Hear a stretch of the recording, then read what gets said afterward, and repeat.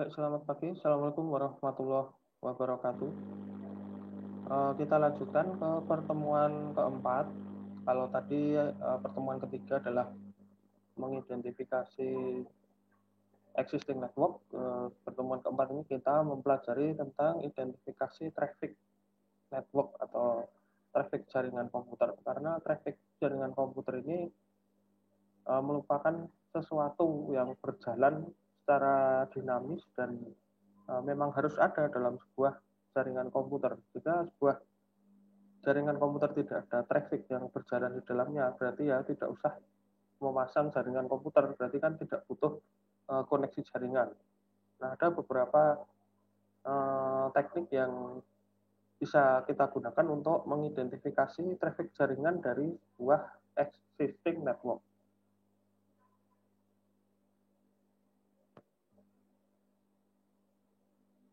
Sebelum kita bicara tentang teknik-tekniknya, teknik analisisnya, berikut akan saya jelaskan faktor-faktor yang mempengaruhi traffic sebuah jaringan komputer. Yang pertama, traffic sebuah jaringan komputer itu dipengaruhi oleh media transmisi yang digunakan.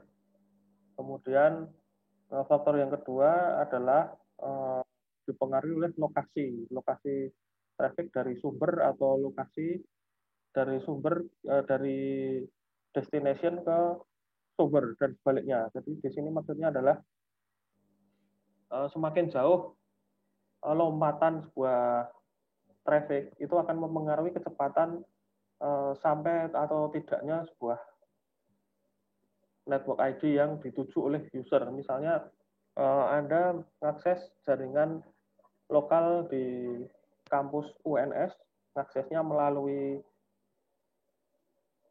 koneksi di dalam kampus sendiri, misalnya mengakses Digilib UNS ACID, dengan Anda mengakses Digilib kampus di Australia sana. Jelas kecepatan yang diperoleh akan berbeda. Jelas akan lebih cepat jelas akan lebih cepat koneksi yang diakses menuju ke Digilib di kampusnya sendiri. Kurang lebih seperti itu. Kemudian di media transmisi tadi juga berpengaruh antar media transmisi itu traffic yang bisa ditangani juga berbeda. Yang paling bagus sejauh ini adalah single fiber mode dan multi fiber mode itu. Dia menawarkan kecepatan yang jauh lebih cepat dibanding kabel UTP biasa. Sedangkan untuk koneksi media transmisi nirkabel itu paling tidak gunakan yang wireless AC atau N-stream atau dual N-stream atau bahasa marketnya MIMO itu multiple input multiple output ya, lebih cepat daripada wireless access point biasa. Kemudian faktor berikutnya dipengaruhi juga oleh beban traffic atau ramai atau tidaknya sebuah jaringan tersebut. Jaringan yang penggunanya lebih dari 10 tentu dia tidak lebih cepat daripada jaringan yang hanya digunakan oleh satu orang. Kemudian berikutnya dipengaruhi oleh perilaku traffic atau normal atau ada anomali akibat perilaku-perilaku pengguna di dalamnya. Misalnya dalam sebuah jaringan komputer yang menggunakan cuma 5 kok lemot, ternyata 3 orang diantaranya sering download file ukuran besar seperti itu. Nah itu bisa dipetakan dari tools monitoring. Biasanya kelihatan di aplikasi monitoring ada lonjakan bandwidth yang terjadi pada jam-jam tertentu dan itu selalu konstan seperti itu. Berarti pada jam-jam tersebut ada koneksi yang sangat sibuk entah download, entah melakukan video streaming, entah melakukan video call dan lain sebagainya. Selain itu adanya malware dalam jaringan, misalnya ada virus yang mengganggu jaringan komputer, menyebar melalui jaringan, dia juga berpengaruh terhadap traffic dari sebuah jaringan, yang mana pengaruhnya tersebut lebih condong ke arah negatif seperti nge-lag atau jaringannya malah putus sama sekali atau dia membelokkan DNS tidak sehingga user tidak bisa mengakses situs-situs yang dituju secara normal. Nah, selain itu faktor terakhir yang mempengaruhi adalah strategi bandwidth management yang digunakan. Jadi dia menggunakan bandwidth management atau tidak. Biasanya sebuah jaringan akan lebih stabil jika di dalamnya terdapat bandwidth management yang berjalan. Jika tidak ada bandwidth management yang berjalan, hal tersebut tidak bisa mengontrol perilaku traffic yang disebabkan oleh pengguna tadi. Misalnya ada dalam sebuah jaringan ada satu pengguna yang suka download gitu. Nah, itu tidak bisa dikendalikan jika tidak ada bandwidth management yang baik. Nah, untuk menganalisis traffic itu ada dari bukunya Top Down Network Design, itu ada contoh tabel analisis traffic dari sisi pengguna atau user community. Itu tabel minimalnya seperti ini. Misalnya ada 4 kolom ya, 4 kolom. Kolom pertama adalah mendeskripsikan user community name, jadi komunitas pengguna, kategori penggunanya itu apa. Kemudian kolom kedua mendeskripsikan jumlah pengguna dalam sebuah community tersebut. Kemudian tabel ketiga lokasinya di mana, lokasinya apakah satu lokasi dengan si network administrator tadi berada atau tidak, seperti itu. Kemudian tabel terakhir adalah aplikasi yang digunakan oleh pengguna, kelompok pengguna tadi. Saya ambil contoh di JPTK. Di JPTK user community-nya ada berapa jenis? Ada banyak sekali ya. Ada admin jurusan, ada kaprodi, ada dosen, ada mahasiswa, ada laboran. Berarti ada 5, kurang lebih ada 5 user community. Kemudian kita petakan dari admin dulu, user community admin, jumlahnya ada berapa? Jumlahnya sesuai jumlah jurusan, jumlah prodi. Jumlah prodi. Jumlah prodi kita ada 3, ada PTIK, PTM, dan PTB. Berarti masukkan pada size of community-nya 3. Kemudian kolom lokasinya di mana? Komunitas tadi lokasinya ada di JPTK. Tuliskan di situ JPTK. Kemudian aplikasi-aplikasi yang digunakan oleh community dari kategori admin. Ya, contohnya Siakat, tuliskan Siakat. Kemudian Spada, tuliskan Spada. Kemudian admin kalau jam-jam kosong, apalagi WFH seperti ini, beberapa ada yang masuk internetnya tidak ada yang menggunakan, biasanya buka YouTube, ya tuliskan aja YouTube, seperti itu. Kemudian user community berikutnya, contohnya adalah Kaprodi misalnya. Kaprodi di JPTK ada berapa? Ada 3, kita masukkan angka 3 di situ. Kemudian lokasinya masih sama, JPTK. Kemudian aplikasi yang digunakan oleh community dengan kategori Kaprodi ada Spada, ada Zoom, ada Google Meet, ada Siakat juga mungkin. Lah ini perlu disebutkan sedetail mungkin. Ini saya menyebutkan hanya sepotong-potong, hanya untuk contoh. Selain admin Kaprodi mungkin ada dosen misalnya. Dosen size of community banyak sekali dosen. Di tempat kita ada 15, di PTM ada 22, di PTB ada 20, tinggal dijumlahkan saja 20, 40 tambah 15 ya sekitar 50 lah, 55. Kemudian lokasinya JPTK.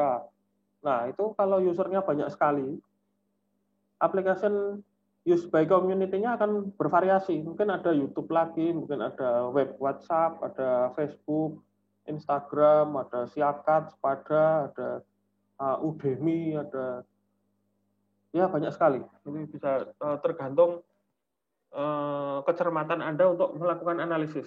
Nah, bagaimana jika ini diterapkan di SMK? Bisa ya. Jadi user community-nya ada guru, ada karyawan, ada siswa, ada laboran, ada wakasek, dan seterusnya. Size of community jumlahnya mengikuti kategori yang kamu sebutkan tadi. Traffic flow ini bisa di skip. Ini ada tabel yang lebih enak lagi nanti di belakang. Nah, ini contoh contoh pemetaan jaringan, topologi jaringan yang ada analisis traffic flow-nya. Misalnya gambar tersebut bacanya seperti ini. Misalnya ini ada gateway-nya ada di Library and Computing Center. Ya, ini cara gampangnya ini Puscom lah. Puscom. Nah, Puscom router utamanya mendapat koneksi 10 Mbps Metro Ethernet dari ISP. Dari ISP mendapatkan 10 Mbps. Di Library and Computing Center di Puscom ini ada 30 PC. 30 Mac dan 60 PC di Computing Center, kemudian ada server farm. Nah, ini pembagian IP di sini untuk pertama kali di istilahnya apa ya, di losscape dulu, nanti dulu. Yang penting koneksi-koneksi di bawahnya terpenuhi dulu. Nah, ini dari core router terkoneksi ke switch utama, core switch. Core switch terkoneksi ke switch di masing-masing fakultas dan unit. Misalnya ini ke unit administrasi, unit administration, SPMB lah nih katakanlah. SPMB kemudian terkoneksi ke Fakultas Business and Social Science. Kemudian terkoneksi ke Fakultas Matematika and Science, MIPA ini ya. Kemudian terkoneksi ke Fakultas Art and Humanity, FIB, Ilmu Budaya. Nah, di bagian administrasi ternyata di situ ada 50 PC. 50 PC dengan sekitar 9 aplikasi. Masing-masing aplikasi dipetakan kebutuhan aplikasi ini berapa kilobyte, kemudian aplikasi berikutnya berapa kilobyte, sehingga jika dijumlah administrasi membutuhkan 220 kilobyte untuk aplikasi dan usernya. Wah, ini kejam sekali ya ini karena buku tahun 2010-2012 ya, pada saat itu 220 kbps itu sudah termasuk kenceng, kalau sekarang ya minimal 2 Mbps lah. Kemudian di Business and Social Science ada 30 PC. Ada 4 aplikasi sehingga total kebutuhan bandwidth itu ada 126 kbps. Kemudian di MIPA cukup banyak, ada 8 aplikasi yang digunakan. Ada aplikasi yang membutuhkan bandwidth sampai 1,2 Mbps. Nah, itu mungkin praktek menggunakan itu cloud computing mungkin. Kemudian bandwidth total yang dibutuhkan 1,9 Mbps atau 1900 kbps untuk 50 PC beserta aplikasinya. Nah, ini rodok masuk akal lah nih. Satu fakultas paling tidak sekarang 5 sampai 10 Mbps. Nah, kemudian yang terakhir di FIB, Art and Humanity, ada total 7 aplikasi, di mana kebutuhan totalnya ada 808 kbps atau 0,8 Mbps. Kita lihat dari ISP tadi dapat berapa? 10 Mbps. Alokasi 10 ini berarti dia punya downlink jika dibagi rata ke 4 fakultas ini kebutuhan totalnya ada 10 Mbps. Namun ya jangan dibagi rata, sisakan untuk pusat komputasi di sini. Misalnya tadi 220 tambah 126 tambah 1900 tambah 808. Nah, ini jumlahnya berapa? Ini perlu dijumlahkan satu persatu. Misalnya coba kita jumlahkan 220 ditambah 126 ditambah 1900 ditambah 808, sekitar 3 Mbps. Ya dibulatkanlah mungkin 4 Mbps. Masih ada sisa 6 Mbps untuk Library and Computing Center. Nah, itu harus ada sisa ya untuk gateway-nya, pusat kendalinya harus disisakan bandwidth yang cukup besar daripada di unit kerja dan fakultas. Karena di sini ada sistem backup yang berjalan, kemudian ada mungkin lebih banyak PC dan server yang membutuhkan layanan jaringan yang prima untuk melayani akses-akses dari bawah maupun dari luar. Oke, itu contoh traffic flow example. Kemudian apa saja atau tipe-tipe aliran traffic? Tipe-tipe itu adalah traffic yang berasal dari network device, traffic yang berasal dari router, dari modem, seperti itu. Kemudian traffic yang berasal dari klien atau pengguna. Pengguna ini bisa pengguna dari dalam dan pengguna dari luar. Kemudian berikutnya ada traffic yang berasal dari server atau aplikasi web. Bisa berupa traffic keluar maupun traffic masuk. Traffic keluar itu traffic ketika aplikasi web tersebut melakukan proses update atau mengupload sesuatu yang ada hubungannya di luar ekosistem. Tapi mayoritas traffic dari server ini adalah traffic yang sifatnya masuk atau sifatnya traffic yang dari pengakses, seperti itu. Nah, ini tabel untuk lanjutannya tabel yang tadi, tabel yang user community tadi. Tabel untuk memetakan karakteristik traffic dari aplikasi-aplikasi jaringan. Nah, contohnya itu, nama aplikasi Siakat. Tipe traffic flow-nya dia berasal dari mana? Dari server. Kemudian protokol yang digunakan HTTP. Nah, ini kalau bisa tuliskan semua protokol. Misalnya tidak HTTP saja, misalnya HTTPS. Kemudian di dalam server Siakat itu ada FTP, ya tuliskan FTP. Ada database, tuliskan MySQL. Kemudian user community yang menggunakan aplikasinya, yang menggunakan Siakat, itu user community-nya ada admin, kaprodi, dosen, mahasiswa. Mungkin juga orang tua mahasiswa.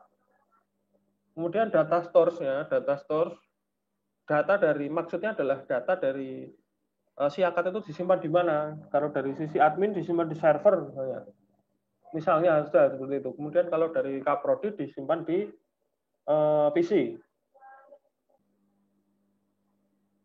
Kemudian kalau dari dosen juga disimpan di PC, dari mahasiswa juga disimpan di PC. Kemudian approximate bandwidth itu adalah kebutuhan bandwidth yang kebutuhan bandwidth kira-kira yang digunakan untuk mengakses Siakat ini. Jadi sekitar 54 kbps misalnya. Kemudian chaos requirement boleh dikosongi, tidak terlalu penting itu untuk sebuah analisis. Ini mungkin untuk pengembangan ke depan mungkin. Label ini digunakan untuk menentukan beban wajar dari sebuah aplikasi. Dapat digunakan untuk pertimbangan update bandwidth atau menentukan bandwidth selanjutnya. Di situ saya menuliskan 54 kbps. Tahu dari mana saya ya ukuran sebuah Siakat tersebut 54 kbps. Jadi perkiraan tersebut bisa diambil dari kita menyimpan sebuah halaman web, misalnya saya nge-save halamannya Siakat. Kemudian dilihat ukuran halaman yang di-save itu berapa. Itu akan kelihatan bandwidth yang digunakan untuk mengakses sesuai dengan ukuran halaman. Misalnya seperti itu. Oke, di sini saya mencontohkan hanya Siakat ya. Ada contoh lain misalnya Digilib atau Mawa UNS ACID. Tipenya sama dari server, protokol HTTP. Yang akses admin dan mahasiswa. Data disimpan di server, perkiraan bandwidth yang digunakan misalnya 100 karena yang akses lebih banyak itu mahasiswa, mungkin tidak hanya mahasiswa dan admin, mungkin pengguna dari luar UNS juga mengakses. Itu contohnya seperti itu ya.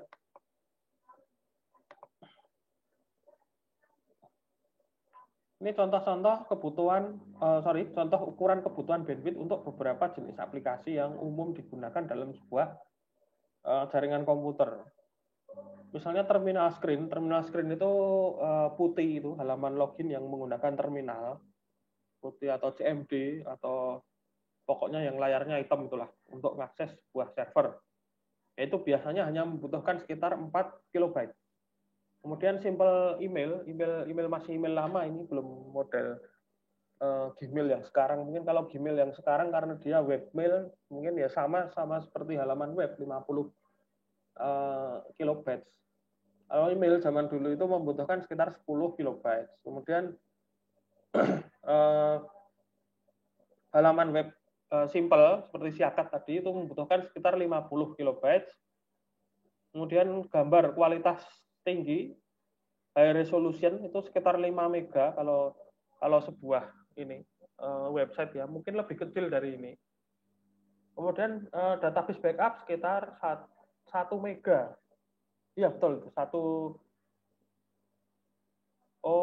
2, 3, 4, 5, 6, 7, 8, 9. 1 giga ya, 1 gigabyte per second atau lebih lah. Ya ini wajar saja karena database backup ini dia membackup sebuah data yang sudah ada sejak beberapa bulan sebelumnya, direplikasi ulang dari awal sampai saat ini dilakukan backup, contohnya seperti itu. Kemudian video streaming, nah video streaming ini agak unik, dia kebutuhan bandwidth-nya dihitung dari ukuran halaman.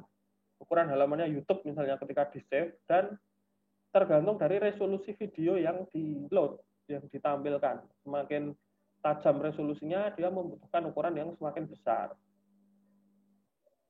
Ini contoh-contohnya. Kalau game online tidak saya masukkan di sini karena variatif ya. Ada game yang membutuhkan bandwidth besar, ada yang membutuhkan bandwidth hanya sekedar connect seperti itu. Nah, selanjutnya tugas. Masih nyambung dengan tugas diskusi di pertemuan 3. Jadi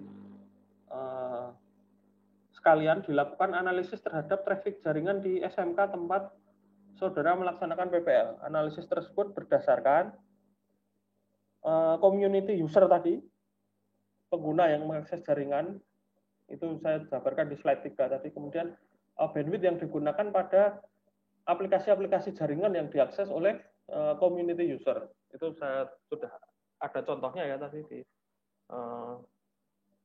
slide 7. Baik, sudah habis ini. Silahkan disimak. Kemudian jika ada pertanyaan disampaikan di kolom forum, nanti akan saya buat forum diskusinya. Kemudian ini juga dilakukan berkelompok saja, sama dengan tugas sebelumnya. Kelompoknya dilanjutkan saja berdasarkan pembagian kelompoknya berdasarkan lokasi PPL. Nah, selamat mengerjakan. Saya tutup rekaman ini. Selamat pagi. Wassalamualaikum warahmatullahi wabarakatuh.